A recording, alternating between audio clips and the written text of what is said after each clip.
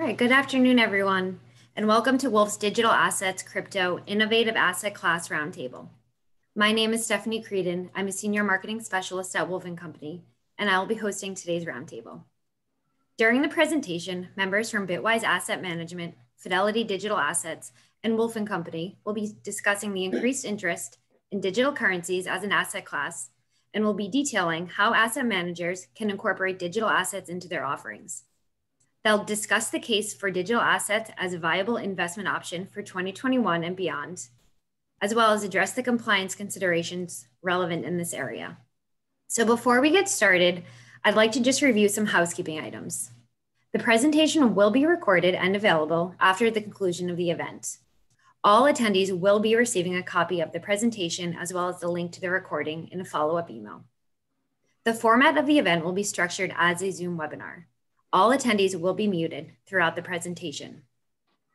The presentation will be about 1 hour and we'll have plenty of time for questions at the end. If you'd like to submit a question, please do so at any time by using the Q&A button at the bottom of the Zoom control panel. All attendees will be eligible for 1 CPE, and to receive the credits, attendees must participate in the entirety of the event. Without further ado, I'd now like to introduce today's presenters. Matthew Vaughn, Principal at Wolf & Company, Joshua Deems, Director of Business Development at Fidelity Digital Assets, and Matt Hogan, Chief Investment Officer at Bitwise Asset Management. So thank you all for presenting today and sharing your expertise with the group. I'm now going to pass it over to Matt Vaughn of Wolf & Company to get us started. Thanks, Steph.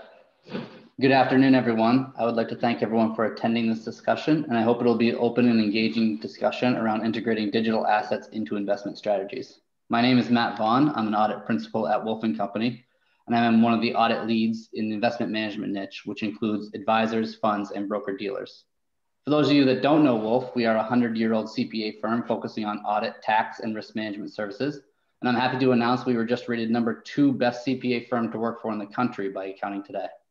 I have with me 2 experts in digital assets, Josh Deems from Fidelity Digital Assets and Matt Hogan from Bitwise Asset Management. Let me give them each a minute to introduce themselves. Matt, why don't you go first? Sure, great. Really excited to be here. Thanks to everyone for tuning in. Thanks to Wolf & Company for organizing this. Matt Hogan, CIO of Bitwise Asset Management. Bitwise is a specialist crypto asset manager focused on serving the financial advisor marketplace. We're best known for having created the first and today running the world's largest crypto index fund, the Bitwise 10 crypto index fund. We manage close to $1 billion in assets at this point. We also have standalone funds focused on Bitcoin and Ethereum. My background before joining the crypto industry is from the ETF industry. I was the CEO of ETF.com and Inside ETFs.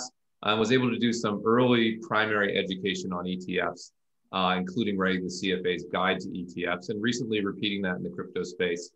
Just published or co-authored with the CFA Research Institute their first guide to Bitcoin, blockchain, and crypto. So that's me in a nutshell. And Josh? Awesome, and I have to make a shameless plug for Matt's CFA write-up. It's a really, really good, kind of follow on to this. If anyone has more questions, it's an awesome guide. It's extremely comprehensive. So Matt, thank you for doing that. I'm Josh Deems. I am a Director of Business Development with Fidelity Digital Assets. Fidelity Digital Assets is a group that's focused on building institutional grade products for investors that are trying to access the digital markets, whether that be cryptocurrencies. And we're going to talk a little bit more about kind of what those assets are and how they're supported and how these new paradigms are different. We got into this space in 2013 timeframe, experimenting with Fidelity's Center for Applied Technology. Fidelity started mining Bitcoin. We started allowing our employees to pay for things in the cafeteria with Bitcoin, to donate Bitcoin through Fidelity Charitable. And these experiments sort of led us to a place where, we've, as a firm, have our DNA rooted in innovation, have built out an end-to-end crypto asset custody and execution services platform to help institutions that are looking to make a position in Bitcoin or other digital assets do so with a traditional financial services provider. Great. Thanks, both of you guys. Our intention is for this to be an open fireside chat type discussion. So I do have a few questions that I've planned, but we encourage you guys to submit questions throughout, and I'll either try to integrate them as possible, or we'll try to get to as many as we can at the end. So as you probably can tell by the snow in my yard, unfortunately, I wasn't in on Bitcoin in the early days, or I'd be on a golf course somewhere in the sun right now. So let's hope this discussion isn't too late and we can still get involved here. But first, let's start with the basics here. Josh, can you just give me a 2-minute background on what is considered a digital asset and what gives it value? Yes, that's a great question, Matt. And kind of at the heart of what these assets are, it's really a paradigm shift from the way that value is created and exchanged from a traditional perspective. You know, if we think of the system that exists today, we use dollars, and those dollars are cleared and settled by banks, and they run on rails that, you know, usually take time to settle those transactions. They're issued by, you know, central, you know, governments or by corporations. And the digital asset is really just kind of changing the dynamic in the way that assets are issued and settled. The way I think about a digital asset is the issuance, ownership, and settlement relies on a blockchain network or a network to settle the transaction to prevent this concept called double spending, which is really at the heart of what Bitcoin and other digital assets are solving for. You know, if I were to take a picture of, you know, my yard and send that around to a lot of people, well, I can duplicate that. And if that picture had value to it, I've, you know, kind of by inflating the supply, you know, all of a sudden the value of that picture would go down. And so what the novel invention here is we've created something of value that can live in a digital way without the ability to copy it and send copies of that asset around. So essentially, that's the heart of what this is. It's a paradigm shift for a digital economy, for a digital global world where, you know, we need to send money borderlessly. We need to hold assets in a digital way as opposed to holding large vaults, holding assets, physical assets in large vaults. And the way I think about the world today, or the digital asset world today, and the types of assets that exist, really 3 categories. The first is digital commodities. These are scarce, limited supply assets. They're natively digital, they're simple, and really their primary use case is to store wealth and transfer value. Those assets are assets like Bitcoin. There are these new digital platforms. So Bitcoin, scarce digital commodity, has a limited supply. A digital platform is a little bit different. These are decentralized platforms where you can build applications and build layers on top of them that support the transfer of value based on computed outcomes.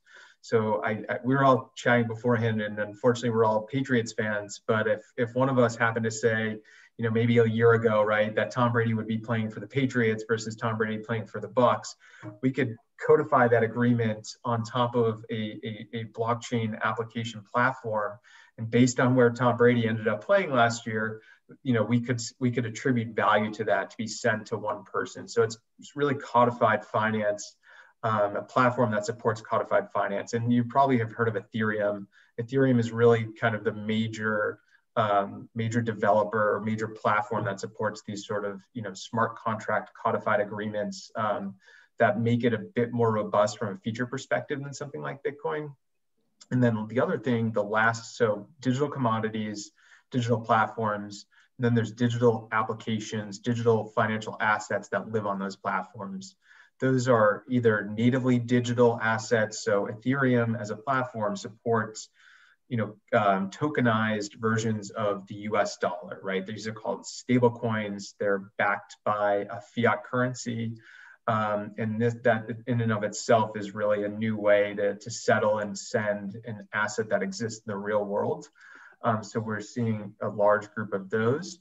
And then also, you know, digital representations of traditional financial services, whether that be lending or market making or other traditional financial services activities being built on top of these new platforms as well. So we're really taking the concepts that exist in traditional finance and we're now allowing companies and teams and projects to build out these new services on top of blockchain-based applications. Thanks, Josh. So Matt, what's the case for a digital asset as an actual investment option?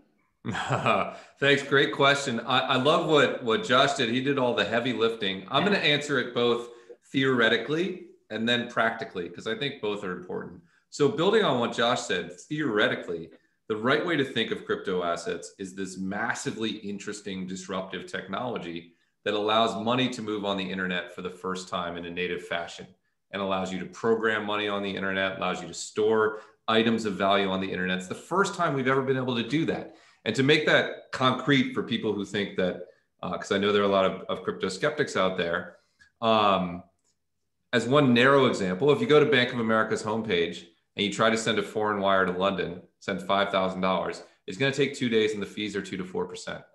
And that's one of the largest banks in the world, 240,000 employees, 38 offices around the world, a $4 trillion balance sheet. It takes them a couple days and the fee is 2 to 4%. Bitcoin, 0 employees, 0 CEO, 0 offices, no balance sheet of its own, just a software network. And a few days ago, someone sent $1.2 billion. It settled in 10 minutes and the fee was 57 cents. So on the one side, you have the legacy financial system that's taking 2 days to send $5,000 to London. On the other side, you have an unmanaged software network with no employees that's moving $1 billion at negligible fees and having it settle in 10 minutes. This is because what Josh was describing, blockchain technology, enables money to move and exist on the internet. And if you're a fan of technology's history, you know that this isn't the first time that new software has enabled us to do something with the internet that we've never done before, right? If you're old like me, I'm in my mid 40s, you remember when the internet stunk, when all you could do is FTP files to people. I remember, I'm going to FTP you a file. When's the last time someone said that? Over the years, after Al Gore created the internet, we figured out new things to do with it, right? Like people created SMTP, which is the email protocol. It let us send email, text over the internet. All of a sudden, we disrupted the postal system. Someone figured out HTTP. All of a sudden, we could send linked text and images over the internet. We disrupted all of media and advertising. Someone figured out SSL. It allows us to send secure text over the internet. Amazon was founded like 2 months later, and it disrupted all of retail. Someone figured out VoIP, how to send voice over the internet. All of a sudden, telecom was disrupted. In 1970, whatever, when the internet was created, no one knew how to send text over the internet. No one knew how to send voice. No one knew how to send video, but we figured it out. And each time we figured it out, it was a hugely disruptive event that created generational fortunes for people who were early in the space. What blockchain is figuring out how to send money over the internet. And the reason that Bitcoin is up 40 million% over the last 12 years, and the reason it has rebounded despite every time it falls 50, 60, 70%, is because this is a fundamental technological advance and money is a very big market. So that's my big picture thought. You want to be on the side of this disruptive technologies. Now, putting on the other practical investing hat, it's a really neat asset. So like if it wasn't Bitcoin and crypto and people didn't see it and think, you know, criminals and terrorists and Silk Road, et cetera, and they just saw an asset that had high potential returns, low correlations with other assets, liquidity, and that I could access on essentially the same terms as Brown, Harvard, Yale, the largest institutions in the world, of course everyone would put it in a portfolio, or at least they would consider if it's appropriate. Those are phenomenal characteristics that have been true of crypto for a long time. Now, is it risky? Of course. Should it be a big piece of your portfolio? Probably not, but it is phenomenally interesting as an alternative investment because it combines that high potential returns, the low correlations, with the liquidity and access that's not available through the traditional vehicles that those deliver, like early stage VC or private equity. So that's my big picture and slightly littler picture view of why it's an interesting investment. Thanks. Yeah, that makes sense. So maybe if I follow on to that with Josh, what's the market structure for digital assets then? And what are those similarities and differences as you compare them to a traditional capital market structure? Yeah, so I think Matt and I are kind of both hitting on this point. Maybe, I'll try and make it a little bit more clear that these are digital bearer instruments. So these types of assets, yes, they live on the internet, but it requires you to be able to store them unlike a stock certificate. So let's say, I purchase Apple stock, and for some reason the broker loses that stock. We can then go back to the transfer agent. The transfer agent can cut new shares of the Apple stock. I can sign a loss affidavit, and then I can have that Apple stock returned to the broker's position at the DTC, and those assets were never lost, right? In this world, these assets work on private public key cryptography. So what's really important is safeguarding the private keys of these assets. It's really just the password. The way to think about Bitcoin, it's really a username and a password, and the password is extremely important to hold on to, because if you don't have that password, you don't have the asset. So from a market structure perspective, custody all of a sudden becomes the most important feature in terms of safeguarding and holding secure the asset. So there are traditional custodians like Fidelity. There are, kind of fintech platforms like Coinbase that have launched and built platforms that store customers' assets on their behalf. And so because these instruments are stored at these custodians, most of these custodians also offer access to the broader marketplace through their exchanges, or either they operate a central limit order book, or they operate a dark order router or smart order router through a dark pool.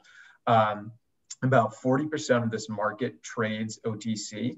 So we have this robust kind of institutional exchange liquidity. We have central limit order book liquidity. And then from a derivatives perspective, we have futures and options at the CME. And some of that happens onshore and offshore as well. So we'll talk a little bit about this in a little bit, Matt, when we hit on some of the regulatory developments. But we've seen a massive adoption in terms of the types of products that are institutional grade, that are trading in traditional marketplaces like at the CME for futures contracts for Bitcoin, that are cash settled. We also have frameworks to custody Bitcoin, to provide safeguards so that assets remain in custody, that institutional asset managers can use these platforms in order to deposit their assets and store them there. But it does require moving assets for settlement. Unlike the traditional world where you're sending messages back and forth, these things actually have to be sent from one person to another in order to settle. And I think that's the really big novel change from a traditional market structure perspective. Matt, do you want to add anything on that? I just add a few things on top of it. First, I would say one thing that's true about what everything Josh said was true, but one thing that's very important is that because it is a bearer instrument, and because that's the core reason it's so efficient and fast and transparent, it's endemic to the asset class. Your choice of custodian is hugely important. So we custody our Bitcoin fund with Fidelity. There's a wide range of custodians in the market, and we emerged from a grassroots area where the early exchanges didn't have institutional grade custody perspectives. Crypto is not a place where you want to cheap out and find the lowest cost provider of your custody.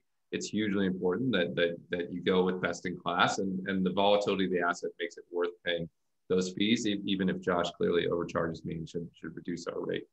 The other part I would say, when you think about crypto's market ecosystem, two things that are true to me.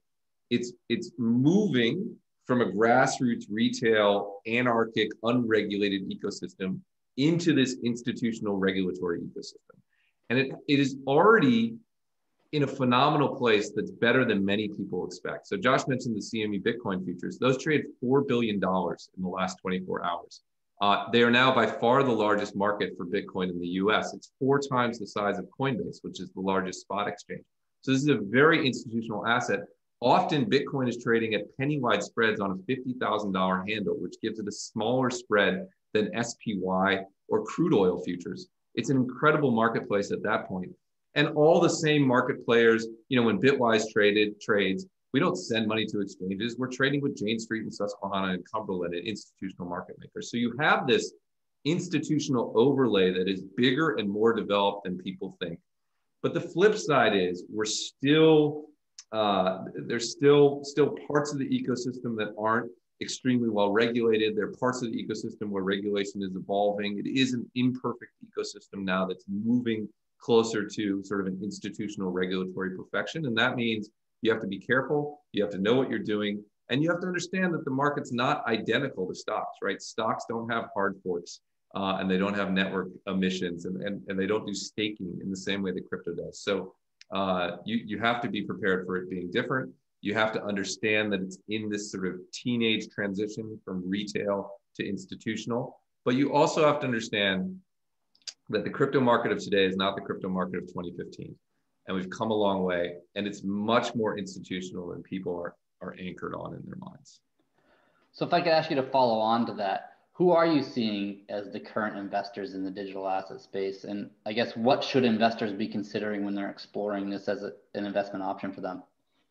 Sure, I'll take a jump and then Josh can file on. The answer is everyone. So crypto started as a retail phenomenon, and the early investors were mostly cypherpunks and geeks and early technology adopters. And right now, it's sort of jumping the chasm into the mainstream.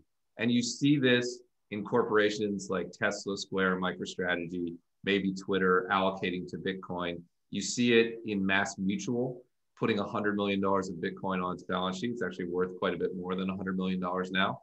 You see this in BlackRock, opening up their $26 billion global allocation fund to invest in Bitcoin futures. You see it in Paul Tudor Jones. You see it in Stan Druckenmiller. And we see it in the market we serve, which is financial advisors, which a few years ago, most people laughed at crypto. Their clients started asking them about them. A few brave souls started allocating. But now it's going fairly mainstream. We can talk about a survey we did, which showed that. So it's changing from retail only to well diversified and effectively all different classes of investors is what I would say. Josh may be seeing more specifics. Yeah, I can talk a little bit about our demand. It's extremely cyclical. And I'd say, Matt, you made a really good point. This is a retail-led phenomenon that institutional investors are now catching up to and have caught up to, I think, in a large way. It's incredible. So Bitcoin really has only, it's only been around as a technology for just over 10 years, but it's only had a market price. It's only been exchanged for about 8 of those years. So it's barely, a blip in the radar of the existence of the financial markets that people have had exposure to for centuries. And so when I think of the cyclical adoption, early days of Bitcoin, cypherpunk retail were the original adopters because they were the ones who were interacting with the technology. That then bled out as exchanges came onto the scene as sort of the first kind of subset of service providers. People then started using exchanges, which brought in more retail.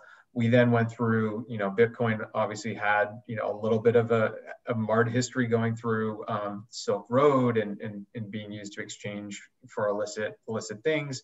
That is completely not the case anymore. It is now traded through regulated exchanges. It's held by regulated custodians. There are regulators in the United States and abroad who have very, very thoughtful positions on how to treat this asset class.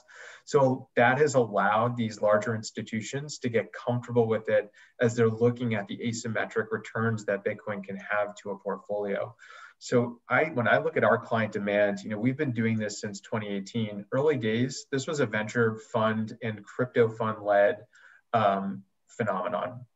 We have firms like Andreessen Horowitz and Pantera and large, well-known established venture and hedge funds that are tech-oriented that started buying Bitcoin. Family offices kind of then came on. We had, large tech family offices, California-based, looking at purchasing for their constituents. And then we started seeing the hedge funds. And I think this was the start of this large cycle. The hedge funds started coming in. Matt, you mentioned Paul Tudor Jones, Stan Druckenmiller. You have Mike Novogratz, formerly at Fortress. And then you have Fortress themselves. And that really started pushing, they then started writing research. That research started getting distributed to their end client base, and then their end client base started telling other institutional investors, who's told other institutional investors.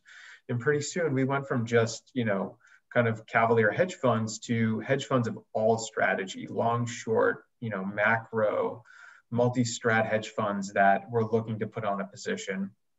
That now has morphed even more mainstream. So we've gone from cypherpunk to retail to venture fund to hedge fund, family offices, and now we're at a point where it's Matt's World registered investment advisors, of which we support as well. There are banks. Banks are looking at offering this for their client. Just this morning, the Bank of New York Mellon came out and said it's going to support Bitcoin for its clients. We have pensions and endowments. We have corporate treasurers. I'm sure I'm not, hopefully not breaking news to anyone here. Elon Musk bought Bitcoin on behalf of Tesla earlier this week. So this has gone from a cypherpunk driven phenomenon all the way to corporate balance sheets in the span of like 4 to 5 years, which is completely, something that I don't think we've ever seen happen before. A mainstream driven, institutionally adopted asset class that is fundamentally changing the way that professional money managers and corporate treasurers think in the way that they preserve real capital or make investments that can support valuations of their portfolio going forward. It's been phenomenal to see, and we've seen it happen in terms of demand on our platform as well, especially over the last year. Yeah. Let me just add one thing on top of that. I think that's amazing. It occurs to me, because Josh is on this call, a critical thing that's happened is it's no longer risky to be in favor of allocating to Bitcoin. So a lot of people wonder, why was Fidelity so early to Bitcoin? And part of it is Abby is extremely smart. Part of it is it's a text-friendly company. Part of it, I think, I don't know this for sure, Josh may not agree, but part of it is it's privately owned. A lot of the early big movers into crypto were privately owned firms. It was Fidelity, it was Van Eck, it was not BlackRock. And the reason they could do that, because they didn't have the headline risk. So they could follow their intellectual curiosity into a market that obviously has grown substantially. So they were right. What you see with BNY Mellon coming in today is that headline risk is gone, right? Anyone can allocate to Bitcoin now. It can be held at the same banks that you would hold traditional assets. The headline risk is removed. And that's why we're seeing such a rapid acceleration, as Josh said, from retail to institutional, because it's jumped that chasm. It's become acceptable. And I think that's a really interesting phenomenon. And it's happened faster than I thought it would happen, and perhaps even faster than Josh and others did. So both of you guys have alluded to the regulatory environment. Josh, I'll start with you. What's the current regulatory environment around digital assets from the U.S. regulatory agencies, so SEC, CFTC, OCC, the Senate? Where do we stand now? And then I'll ask you after, where are we going? Yeah, so great question. The answer is, in some ways, the innovation of this asset class has sort of outpaced the regulatory framework, but we're in a really interesting and critical spot. Now, I can kind of explain what's happening at an agency by agency basis. The SEC is going to be focused on a couple of different things. They're focused on enforcement around unregistered securities offerings. They're looking at the approval of an ETF. They're looking at allowing broker dealers to custody digital assets, and also redefining what it means to be a qualified custodian. And the new head of the SEC is Gary Gensler. Gary comes to the SEC directly out of MIT, where he was teaching a course specifically about digital assets and blockchain. So he's made some favorable comments about digital assets in the past. It's obviously too soon to tell what's going to be coming. Everyone's eyes are on whether or not we get an ETF under this administration. Hester Peirce, who's staying on as one of the SEC commissioners, has dissented in the past in terms of S1 filings, and Matt can certainly talk to this a bit more. But basically, the SEC, we think there's some favorable regulators towards crypto and their attitudes and from their past experience. So interesting to see what happens there. At the Treasury Department, Treasury is going to be really interesting. So what happened in December was some kind of late midnight rulemaking on tracking digital asset transactions, sort of in the same way that cash transactions are tracked.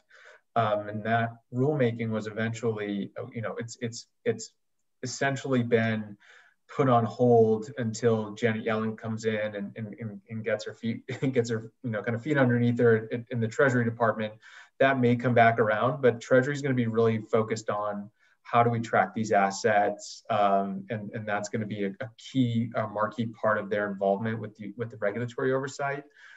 CFTC just has a potential new head, Chris Brummer, who's of Georgetown. Chris wrote a book about crypto assets, so another well-known or another well-researched regulator on the space. The CFTC is going to be interested in enforcing regulation around unregistered trading platforms.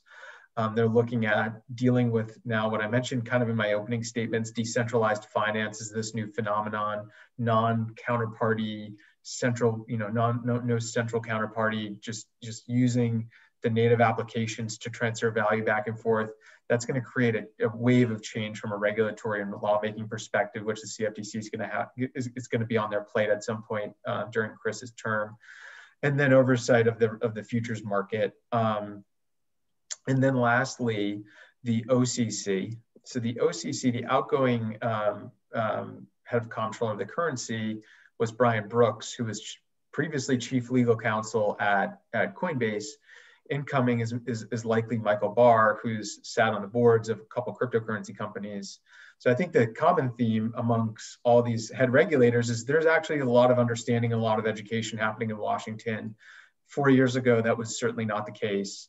The OCC is going to be focused around allowing banks, federally chartered banks, to hold crypto assets on behalf of their customers. In the Senate, there is a very favorable senator from the state of Wyoming named Cynthia Lummis. She has her I think it's her son-in-law works at one of our comrades in the cryptocurrency industry. So, just across the board, there's some smart and well-researched regulators who, for the first time, I think across all agencies, we have folks who have experience and aren't learning this on the job, as opposed, which is it's going to make for a really, really interesting next few years. So that's generally the landscape. There's also at the state level, the New York Department of Financial Services. They have oversight towards, like Fidelity Digital Assets, for example, is a New York registered limited purpose trust company. So we're a state trust bank, but under the guidance and under the regulatory efforts of the New York DFS. So there's a lot happening across the scene, but it's the common theme is that regulators are providing guidance to allow institutions who want to act or provide service in this space the appropriate guidelines in order to do so, and that's a clear change from 4 or 5 years ago. Matt, specifically as it relates to investment advisors, how are they treating this from a custody perspective? And I guess what are the top couple things that you would suggest that advisors were to start from a regulatory point of view if they're going to delve into this space? It's such a great question. Just before I get specifically to advisors, just to pan out and contextualize something that Josh said, you may be wondering, why are all the people being appointed to top regulatory spots experts in crypto and blockchain? And the reason is because it's a phenomenally interesting, disruptive technology that's going to change the future of finance. And these people are interested in capital markets. So of course, they've been studying this for the past 3 or 4 years. The fact that Gary Gensler was teaching a course at blockchain should be enough to convince people who think that this is a tulip bubble that will end in nothing, that's extremely unlikely. All of the smartest people in capital markets and finance and monetary policy are interested in this space because it is fundamentally interesting. Financial advisors, they face a number of challenges. I mean, the first thing to understand is the space is regulated. Josh reeled off a handful of acronyms. He could have kept going. FATF. I mean, almost every acronym has its hands in the crypto space. So it's more regulated than people think. There's still some real challenges for financial advisors because the investment products available in the space don't always fit cleanly into their portfolios and their reporting software, because we don't yet have a Bitcoin ETF. And even once we get a Bitcoin ETF, we're not going to have an ETH ETF, and we're not going to have a decentralized finance ETF. And you're still going to be wrestling with trying to get exposure to all the exciting things that are happening in crypto in investment products that are somewhat more complex to integrate into an advisor's work program. So a challenge that people have, it's not easy to custody any Bitcoin fund with a traditional advisor custodian and have it report through in your software. There are hacks and ways to get at it, but it's not super easy. Over-the-counter traded trusts like GBTC and Bitwise's BITW have issues in terms of premiums and discounts that can be extremely variable. So advisors who are trying to allocate to clients are a little bit ahead of the regulatory and advisor piping. It's coming, but because they're a little bit ahead, they have to wrestle with more headaches and inherent issues than they would if they wanted to buy an S&P 500 ETF. So I think that's what you're thinking. The other thing I'd say for advisors, you're going to see more enforcement actions in crypto, and that's going to be good for the market. One thing that people often mistake about crypto and regulation is up to a certain point, and I don't think we're there yet, more regulation is good for the market, because we need that regulation in order to allow institutions to come into the market. Mass Mutual wouldn't have allocated to the crypto market 3 years ago. The regulations weren't there, I don't think. So up to a point, more regulation is good. There is the potential to go above that point, and that's something crypto worries about. But generally speaking, I see the regulatory engagement as a positive in the market. I'm going to throw in a question that we just came up that you kind of answered, but I think it's relevant to answer directly is, what's the case for owning a BTC, a Bitcoin fund like Bitwise versus just investing directly into Bitcoin? Yeah, I think the answer is, look, there is no perfect way today for investment advisors in particular to access Bitcoin. I think an ETF, if we just take Bitcoin, an ETF would be pretty close to perfect in that it would trade near its net asset value, it would report through traditional systems, it would likely have a low fee, it would have an institutional custodian. So if that's the platonic ideal of investment, the solutions you have today are somewhat imperfect. So you could buy it on a Coinbase app on your phone and be exposed to SIM hacking, not have it report through your reporting software, and not be able to charge fees as an advisor, and pay relatively high spreads, retail level spreads for buying and selling Bitcoin. Okay, that's one option. You could buy a private placement fund for accredited investors only that lets you access it at NAV, but you have paperwork headaches. It doesn't report through your reporting software. It offers advantages like simple tax reporting, but it's a pain in the neck. And if you're an advisor with 100 clients, all of a sudden you're sending 100 wires every time you want to rebalance your portfolio. And that's a nightmare for a position that should be about 1 to 5% of your portfolio. You could have a direct relationship with Fidelity if you're, or another custodian if you're of certain size. That also has paperwork headaches, and it's not as easy as pushing a button and buying an ETF. Or you could buy these over-the-counter traded trusts like GBTC or BITW, but then you're dealing with significant premiums and discounts. And the reality is, I'm a fairly sophisticated crypto investor. I don't have a direct relationship with a custodian, but I bought crypto assets on a Coinbase app. I bought GBTC, a fund from a competitor, because I needed to access Bitcoin in a retirement brokerage account. I've bought private placement funds, and they all have their pros and cons, right? They all have their pros and cons. Eventually, we'll get to, hopefully, an ETF that'll make it easy. But until we do, you just have to weigh which product is best for you. And that difficulty is the hurdle you have to overcome to be earlier than other people in entering this market. Thanks. And Josh, I'm going to ask you a question that just came up because I let Matt sell his side of this house a little bit. So what do you expect Fidelity to make services available to high net worth retail customers that would allow them to leverage their crypto holdings? Yeah, that's a good question. So right now our service is institutional only. The reason we did that is to make sure and really work with a sophisticated group of investors. What we've done and kind of how we differentiate ourselves is on the security and the service side of things, right? So Fidelity, large, 80-year-old financial services organization. We understand how to custody assets on behalf of traditional products. This was a learning experience for us, but not so different from our core DNA.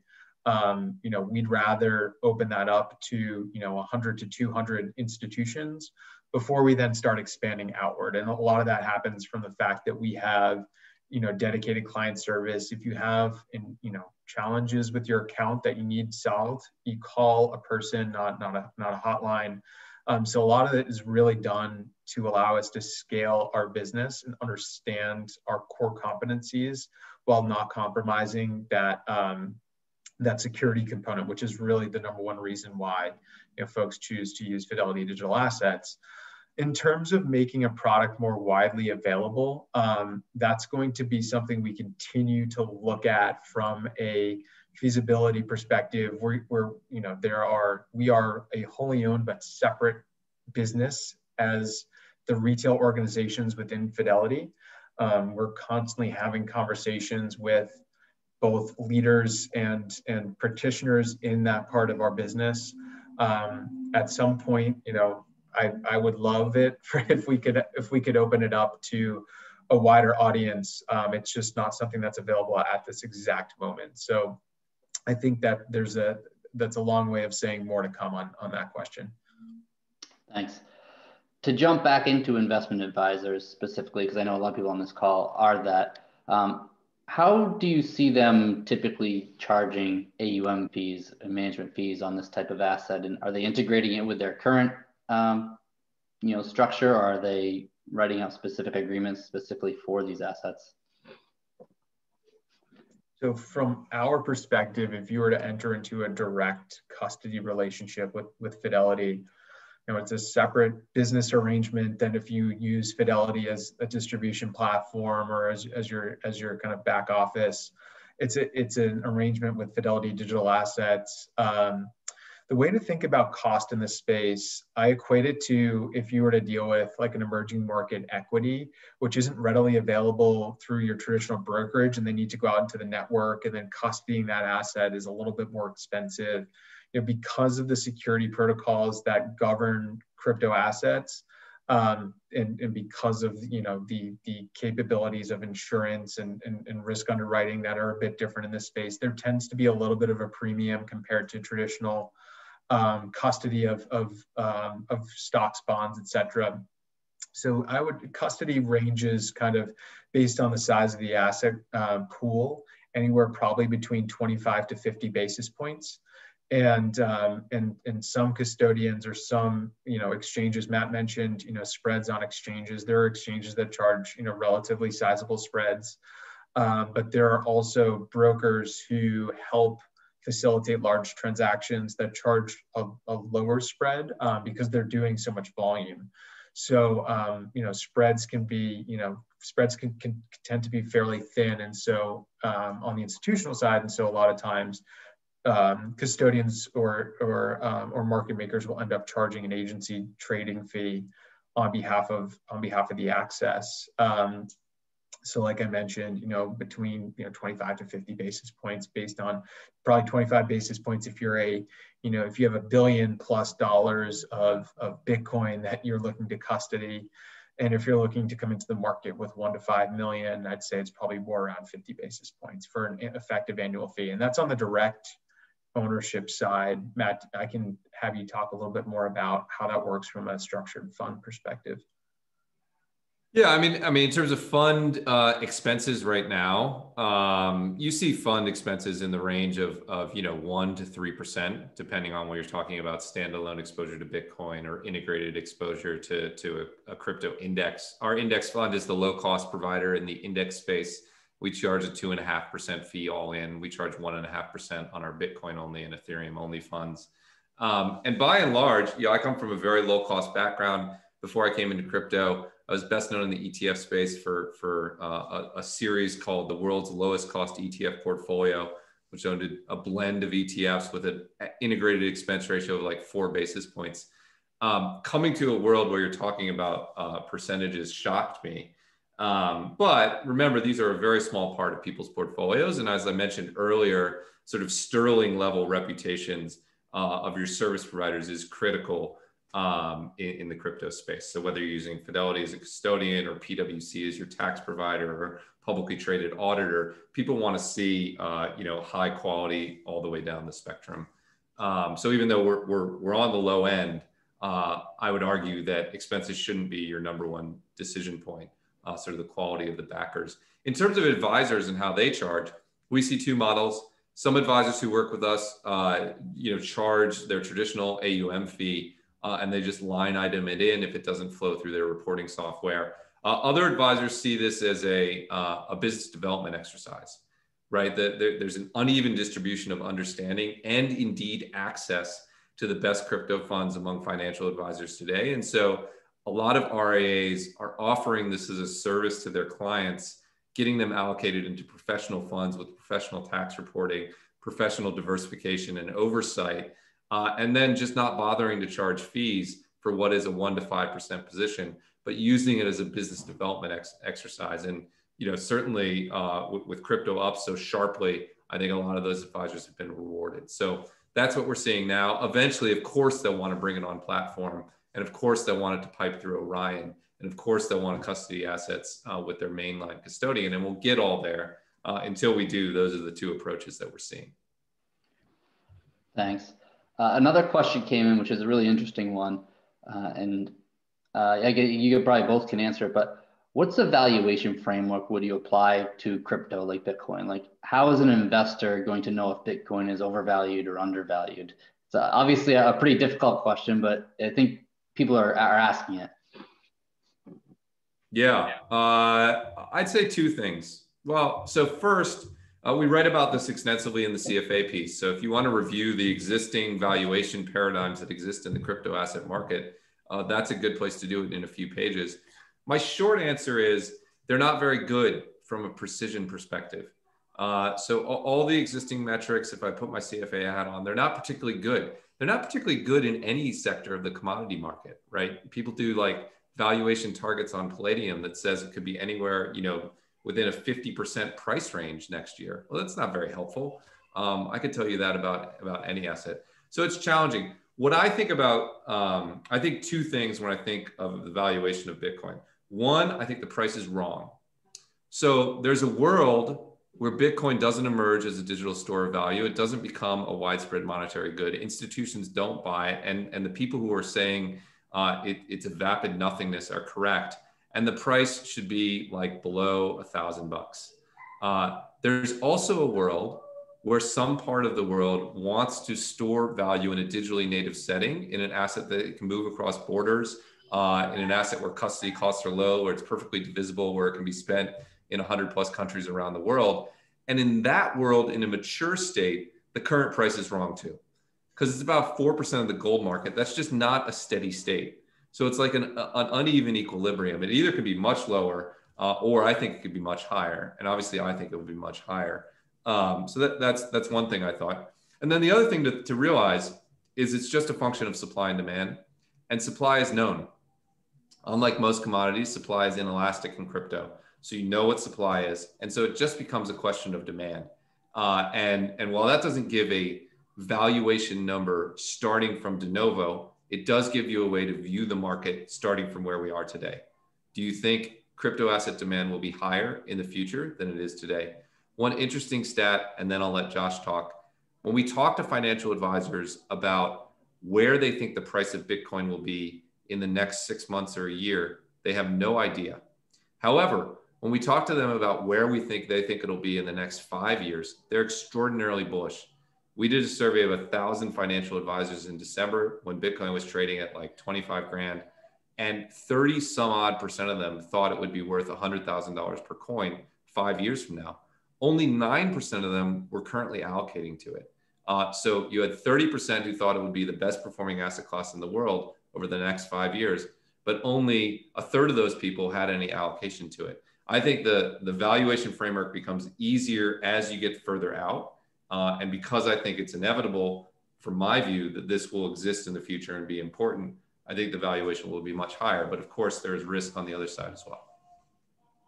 Matt, I totally agree. It's nearly and not my Fidelity hat on, myself as just an enthusiast in this space hat on for a second. As I think about my personal allocation to Bitcoin, I don't think of buying a top or a bottom. I think of this as a long-term store of value that I want to hold a portion of my wealth in. And so I don't care then if Bitcoin's trading at 47,000 or 4,000. I'm just using Bitcoin as a vehicle to convert my fiat money into. And so, timing tops and bottoms is extremely difficult. That is where over-levered hedge funds have gotten burned in the last year. It's just not. It's the end game for it is not ideal. And most folks that we speak with, they the price is a demand driver in this space too, right? Because price driving creates spots for Bitcoin to be on CNBC, and it creates spots for Bitcoin to be talked about at large securities firms like Guggenheim and JP Morgan, who have all published research, Ray Dalio, et cetera. So it's extremely hard to say. I think the thing that I think of that's helping drive the demand right now, not what happened Monday and what happened this week is really a phenomenon, right? Elon Musk coming into Bitcoin, 20% jump in Bitcoin overnight, 30% jump in Bitcoin overnight. That's great. No one could have predicted that. No one could have timed that.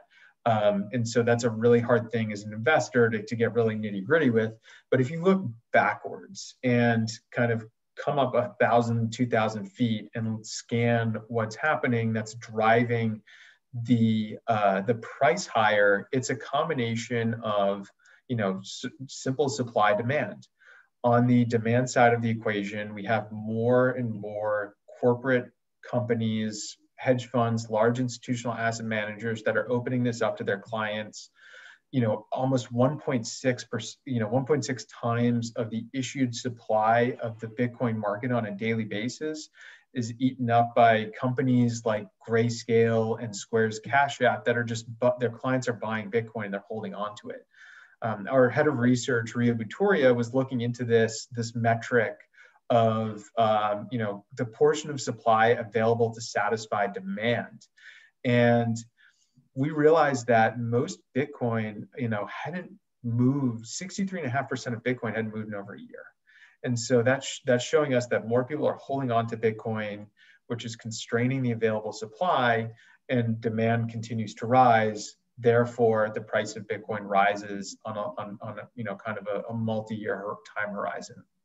From a day-to-day perspective, if tomorrow a large Silicon Valley treasury comes out and says, oh, by the way, we bought $500 million worth of Bitcoin on our balance sheet, Bitcoin will probably move because of that. We don't know if that's going to happen or not. So it's really hard to predict right now whether or not, what the day-to-day pricing movements will be. But over time, Matt, I tend to agree with you. I think, it's really hard to set a value for Bitcoin. Do I think Bitcoin is undervalued right now? I really just think, I think of the value of the technology much more than I think of the actual price that I'm paying for it. And so that's kind of how I, as a personal investor, think about Bitcoin in my own portfolio. As a follow-up to that, along a similar line of thought, how will private segment of the cryptocurrency market react when central banks start getting more involved and even issuing their own versions of cryptocurrencies?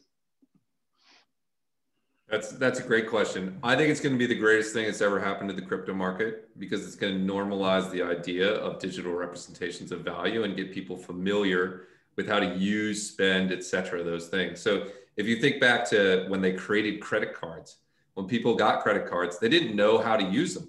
Do you take them to the store? Do you hand it to the clerk? Do you hand it with one hand? Do you hand it with two hands? Do you sign? Does she give it back to you? Does they process the transaction in front of you, or do they take it sort of behind back doors? Do you write down the receipt? people had to learn all of those behaviors.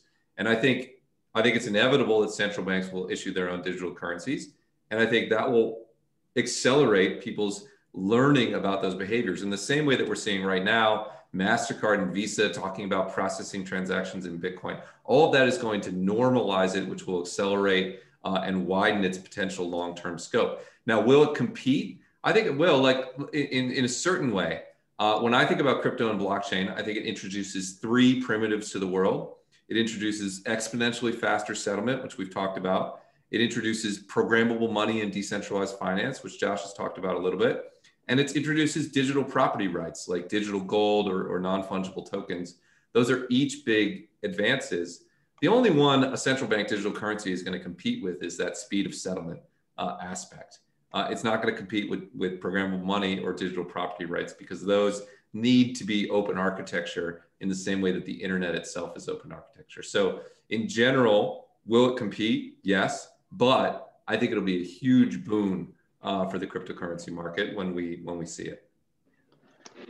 And Matt, I was just going to tack on just a little bit. So I think central bank digital currencies and sort of this phenomenon we're seeing from a fiat perspective, one of the challenges with trading crypto is a lot of times it's denominated in USD pairs. And so Bitcoin settles in 10 minutes, but if you're using institutional settlement time, 60 minutes, right? 6 blockchain confirms, 7 blockchain confirms for a Bitcoin transaction to settle. That's about an hour. Cash settles in 2 days. So having a central bank digital currency can really speed the transaction settlement time for institutions that are trading or individuals that are trading in and out of this currency, and as opposed to having to wait 2 days for the cash wire to actually come in and hit the account. So you're not taking on that credit risk for those 2 days or whatnot. This also happens on the weekend, right? Bitcoin's 24/7, the markets are open 24/7. So having something that can be Bitcoin's peer from a settlement perspective, I think is really important. The question that a lot of folks have more so on the ethics of a central bank digital currency, I think is really interesting. So the Chinese government is very keen, and they're developing a CBDC. That's obviously, it's a highly digital economy. A lot of the communication and commerce takes place on just 2 phone applications. But there's also a greater degree of surveillance that comes along with central bank digital currencies. The government's going to know what you're spending, who you're spending it to. They're going to have a greater understanding of how money's flowing in and out of the economy, which can be a good and bad thing. If you think about the applicability in the US, we probably could have gotten our stimulus checks out significantly quicker if all we had to do was click a button and that those payments were dispersed to anyone who had a digital wallet to be able to accept it. So yes, lots of good things can happen from CBDCs. I think they normalize the technology as well. I do have concerns on how much information is then going to be shared back in terms of how money flows through the economy. I think it's good for the government to have some understanding of that. But also on the other hand, to know of every transaction is the difference between Bitcoin or any sort of central bank digital currency and fiat, because as soon as we have printable money, the government doesn't really know how that money is flowing through the economy. So interesting to see how that information is protected and used, and certainly would want that to be considered before. I fully support the idea of a central bank digital currency, but I think there's a lot of promises that the technology could bring. All right, thank you guys both. I know there's a couple of questions out there that we weren't able to get to. It was obviously a very engaging discussion, and there's more to happen, and we probably will be doing a follow-up webinar.